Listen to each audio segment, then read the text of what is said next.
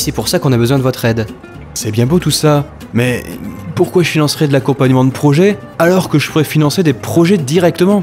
Alors, ce n'est pas aussi simple que ça. Il ne suffit pas qu'un projet soit financé pour qu'il fonctionne. La plupart du temps, les gens que je rencontre ont un projet, mais ils ne savent pas comment le mener à bien.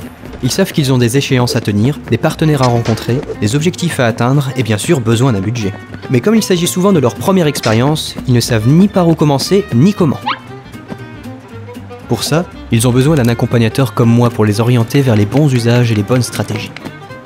Parfois, j'accompagne des personnes et structures différentes qui possèdent chacune des compétences spécifiques qui peuvent se compléter. Je fais alors de la mise en réseau. Ça évite que chacun fasse appel à des prestataires de son côté, et ça fait gagner du temps et de l'argent à tout le monde. D'ailleurs, en parlant de temps, je me rends bien compte que les dossiers et les procédures paraissent parfois insurmontables pour les porteurs de projets que j'accompagne. Il en résulte souvent des dossiers qui ne passent pas car ils ne sont tout simplement pas remplis correctement.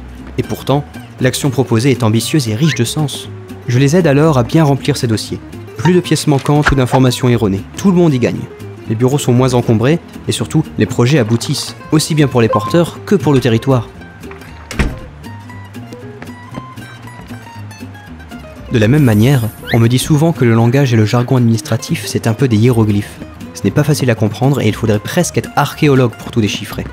Comme c'est un peu mon cas, je traduis tout ça pour aider les porteurs de projets à y voir plus clair. En ce qui concerne les politiques territoriales, il faut bien avouer que la plupart du temps, tout ça est bien opaque pour les gens que je peux accompagner.